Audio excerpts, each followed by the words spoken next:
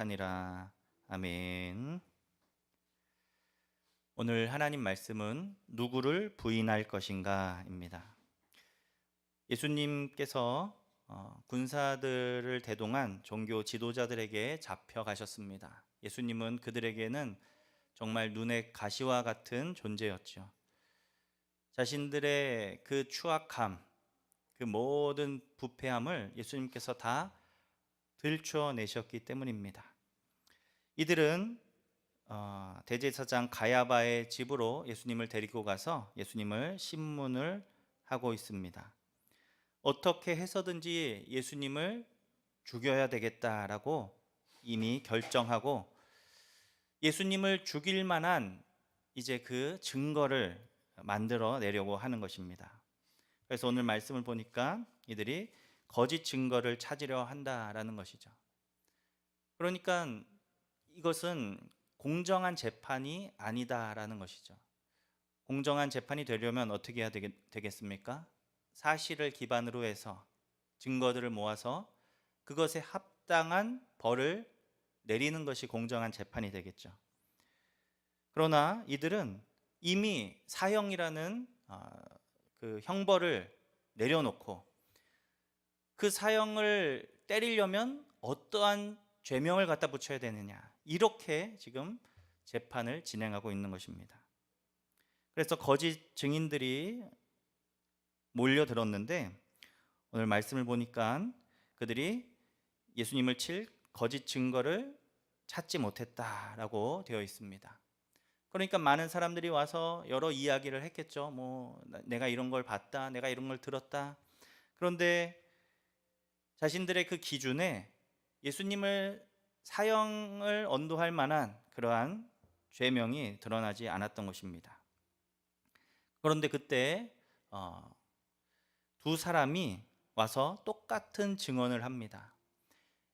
유대인들에게 있어서 2명, 3명이라는 사람의 숫자는 매우 중요한데요. 왜냐하면 이 두세 사람은 바로 증인의 최소 조건이었기 때문에 그렇습니다. 두세 사람이 같은 이야기를 하면 그것이 사실이었을 것이다 라고 그들은 그렇게 인정을 합니다. 그래서 두 사람이 똑같은 증언을 하는 거예요. 무슨 증언을 하냐면 61절 말씀에 그들이 들은 것을 이렇게 이야기를 하는 거죠. 이르되 이 사람의 말이 내가 하나님의 성전을 헐고 사흘 동안에 지을 수 있다 하더라 하니 라고 말하고 있습니다. 이들이 이렇게 증언을 하는 거예요. 내가 이 성전을, 하나님의 성전을 사흘 동안에 헐고 지을 수 있다. 그러나 이들의 증언은 잘못된 증언이죠. 거짓 증언입니다. 왜냐하면 예수님께서는 그렇게 말씀하시지 않으셨죠. 요한복음에 이 성전에 대한 예수님의 말씀이 나오고 있는데 무엇이라고 말씀하시냐면 너희가 이 성전을 헐라 내가 사흘 동안에 일으키리라, 이렇게 말씀을 하십니다. 예수님이 허시겠다라고 말씀을 하신 게 아니에요. 너희가 이 성전을 헐라, 이렇게 예수님은 말씀하셨죠. 왜냐하면 예수님이 말씀하신 그 성전은 바로 예수님 자신의 몸을 가리켜 말씀하신 것이기 때문에 예수님을 죽일 그 사람들을 향하여서 너희가 성전을 헐어라 라고 말씀을 하셨던 것입니다. 두 사람이 똑같이 거짓 증언을 하였기 때문에 예수님은 이제 이 성전에 대한 모독을 한 그러한 그 누명을 쓰게 되는 것이죠. 그래서 이 대제사장이 이제 예수님께 질문을 합니다. 이들이 한 그 증언이 사실이냐라고 예수님께 묻습니다. 정상적인 사람이라면 어떻게 해야 되겠습니까? 아니라고 말해야 되겠죠. 나는 그렇게 말한 적이 없고 나는 이렇게 말했고 그것을 말한 것의 의미는 이러한 것이다 라고 이야기를 해야 되는데 오늘 말씀을 보니까 예수님께서는 침묵하십니다. 아무 말씀을 하지 않으시지요. 자신을 변호하지 않으십니다. 침묵하십니다. 왜 침묵을 하시는가? 예수님이 하실 말씀이 없어서 침묵하신 것이 아니라 바로 하나님의 예언의 말씀을 성취하시려고 예수님은 침묵하고 계신 것입니다. 이사야 53장 7절 말씀을 보면은 그들을 향해 말씀하지 않으시는 그 예수 그리스도의 모습이 이미 예언되어 있습니다. 왜냐하면 예수님께서는 하나님이 예정하신 그 십자가를 향해 걸어가셔야 하기 때문에 굳이 그것에 대해서 예수님은 다른 말씀을 하지 않으시는 것이죠. 이사야 53장의 예언을 성취하시면서 예수님은 침묵하고 계십니다. 그런데 이 대제사장 입장에서는, 그리고 또 종교 지도자들 입장에서는 어떻게 해야 되겠습니까? 어떻게 해서든지 예수님의 입을 열어서 무언가 꼬투리를 잡고, 그래서 사형을 언도할 만한 그 누명을 씌워야 하기 때문에 이 대제사장은 이제 가장 그들이 강력한 수단이라고 생각하는 맹세를 동원을 합니다. 그래가지고 무슨 말을 하냐면 63절에 이렇게 말하죠. 예수께서 침묵하시거늘 대제사장이 이르되 내가 너로 살아계신 하나님께 맹세하게 하노니. 그러니까 자기 자신이 맹세를 하는 게 아니라 대제사장이 예수님을 강제로 맹세시키는 거예요. 하나님 앞에. 내가 너로 살아계신 하나님께 맹세하게 하노니 내가 하나님의 아들 그리스도인지 우리에게 말하라. 이들은 이 맹세가 아주 강력한 수단이라고 여겼던 것 같습니다. 그래서 상대방이 무언가 말을 하지 않거나 약속을 이행하지 않을 때 그 사람을 강제로 맹세를 시킬 수가 있는 거예요. 그러면 그 사람은 맹세를 따라서 이제 뭐 진실을 말하거나 아니면 약속을 이행해야 하고, 만약에 그렇지 아니할 때는 하나님의 저주를 받는 이러한 그 입장에 놓이게 되는 것이죠. 그때 예수님은 그들에게 대답하십니다. 예수님이 왜 대답을 하실까요? 그들의 맹세가 두려워서 대답하시는 것이 아니라 예수님은 십자가를 향해 걸어가시기 위해서 그 대제사장의 질문에 대답을 하십니다. 대제사장은 너가 하나님의 아들 그리스도이냐라고 묻고 있는 거예요. 그때 예수님이 64절에서 말씀하십니다. 내가 말하였느니라. 너가 말한 그것이 맞다, 이런 의미죠. 그러면서 이렇게 말씀하세요. 그러나 내가 너희에게 이르노니 이후에 인자가 권능의 우편에 앉아 있는 것과 하늘 구름을 타고 오는 것을 너희가 보리라 라고 말씀을 하십니다. 이 말씀은 엄청난 말씀입니다. 왜냐하면 예수님이 하나님의 아들이시다라고 말하고, 또 나중에 내가 그 하나님의 아들로서 그 권능의 우편에 앉을 것이고 또 구름을 타고 다시 너희 가운데 올 것이다 라고 말하면서 예수님이 곧 하나님이다 라고 말씀하고 계신 것이기 때문이죠. 예수님께서 하신 이 말씀들은 다니엘 7장과 시편 110편의 말씀을 인용하신 것입니다. 그 다니엘과 시편에 나오는 메시아 그리스도에 대한 이미지를 예수님이 말씀하시면서 내가 바로 그렇게 너희 가운데 다시 올 것이다 라고 말씀을 하신 것이죠. 그러니까 이 말씀은 대제사장으로 하여금 굉장히 충격을 받을 만한 예수님의 말씀이죠. 왜냐하면 그냥 내가 뭐 메시아다 그리스도다 라고 말하는 것뿐만이 아니라 아주 적극적으로 앞으로 이러한 일들을 너희가 볼 것이다 라고 말씀하셨기 때문에 대제사장의 입장에서는 이 예수라는 청년이 지금 하나님을 모독한다 라고 이렇게 여길 만한 그러한 근거가 되는 것입니다.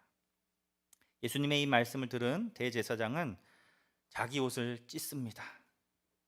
그러면서 예수님이 신성을 모독하였다, 하나님을 욕되게 했다라는 것이죠.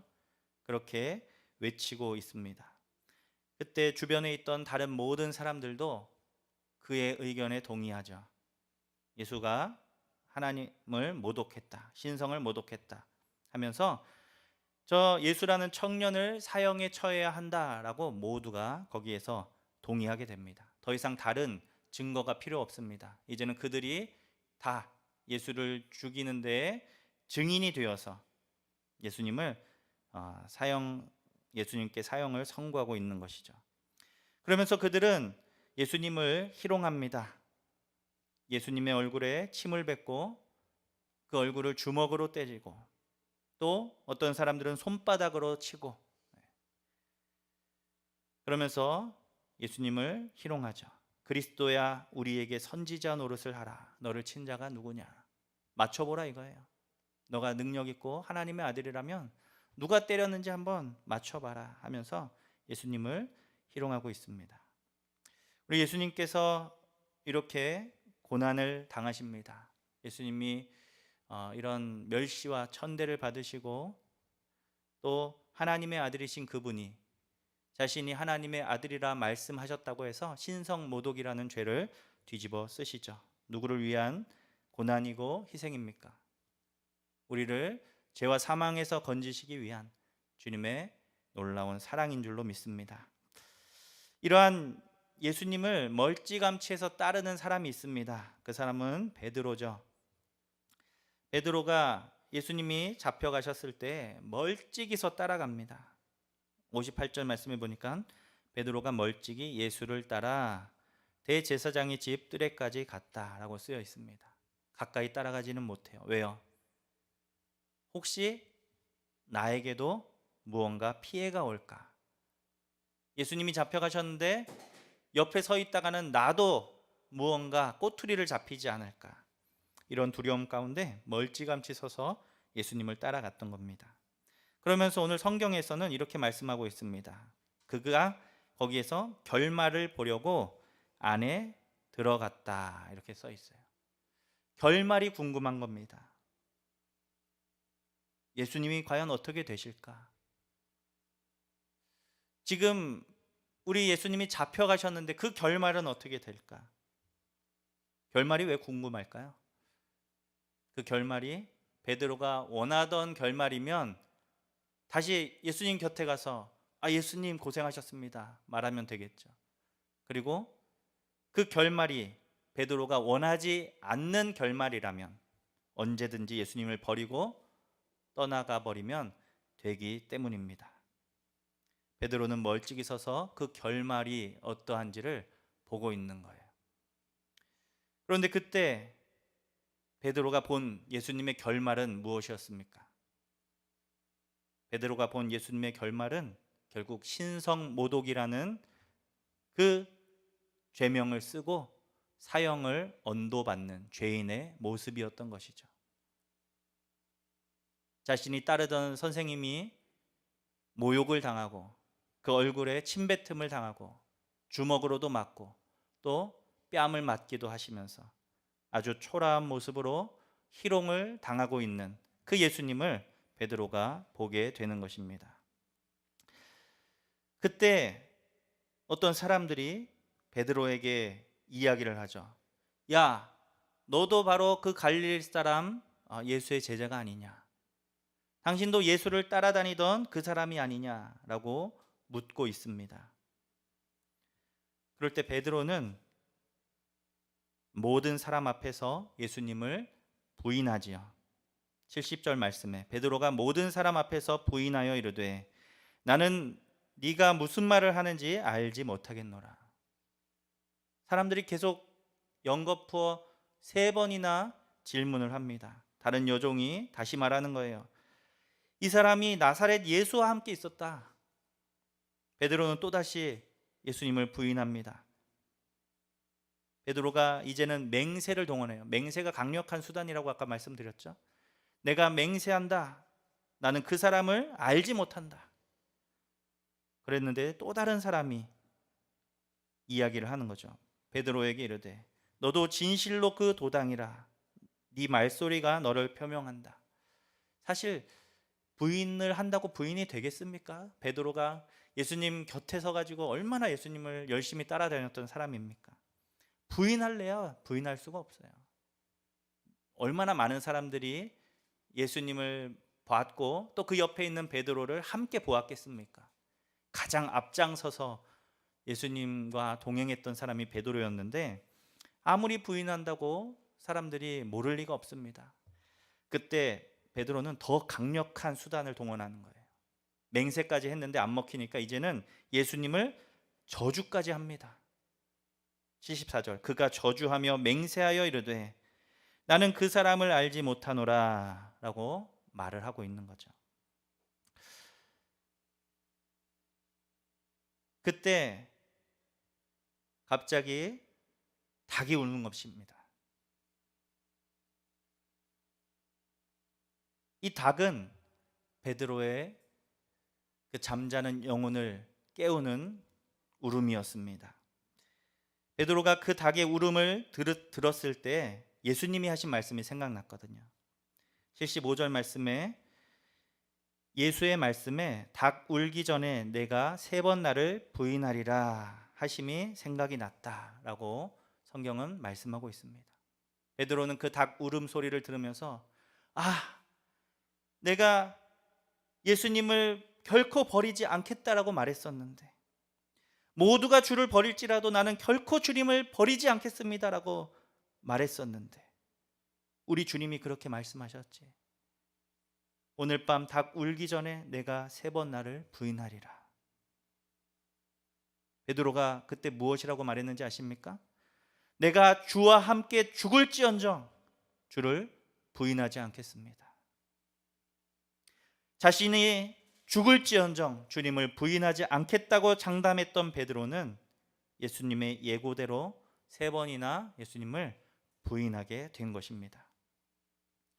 우리가 오늘 말씀을 통해서 알 수 있는 것은 무엇이냐면 주님을 따르는 것이 결단과 각오로만은 되지 않는다라는 거예요. 아무리 결단하면 뭐 하겠습니까? 우리는 여러 상황과 환경 앞에서 얼마든지 주저할 수 있고요, 얼마든지 멈칫거릴 수 있고요. 오늘 베드로처럼 도리어 그 예수님을 저주하면서 거부할 수도 있는 연약한 인간이라는 사실을 우리는 오늘 말씀을 통해 알아야 한다라는 거예요. 그래서 예수님이 베드로에게 하신 말씀이 있습니다.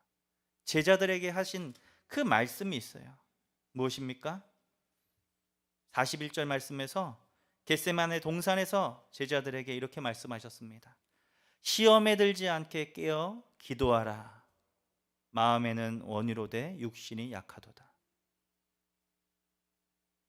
그래서 깨어 기도해야 된다, 주님이 말씀하신 거예요. 왜요?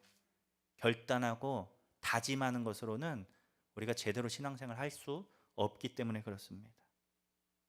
깨어 기도하는 것에 실패한 베드로는 예수님을 따라가는 것에도 실패하게 되었습니다. 믿음은 무엇입니까, 여러분? 믿음은 나를 버리고 예수님을 쫓아가는 거예요. 자기를 부인하고 자기 십자가를 지고 나를 쫓을 것이니라 우리 주님이 말씀하셨습니다. 자기 부인이 안 되면 결코 주님을 따라갈 수가 없다라는 거예요. 베드로는 자기 부인이 안 됐습니다. 자기를 포기하지 못했습니다. 내가 잡혀갈까? 내가 해를 당할까? 그것이 두려웠어요. 그러니 멀찌감치 예수님을 따라가다가 예수님이 잡히시고 죽으실 위기에 처하니 예수님을 버리고 도망치고 있는 것 아니겠습니까? 믿음은 자기를 부인하고 예수님을 주로 고백하며 따르는 것이 바로 믿음입니다. 사랑하는 우리 성도 여러분, 우리가 그런 제자가 되기를 원합니다.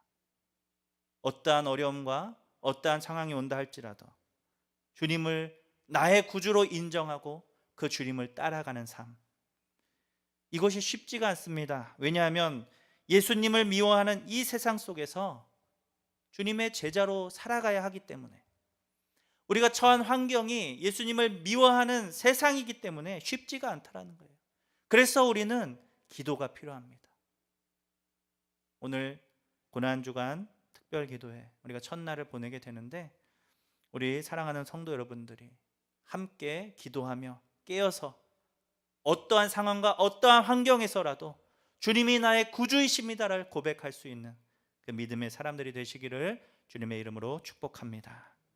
같이 기도하겠습니다. 오늘 말씀을 기억하면서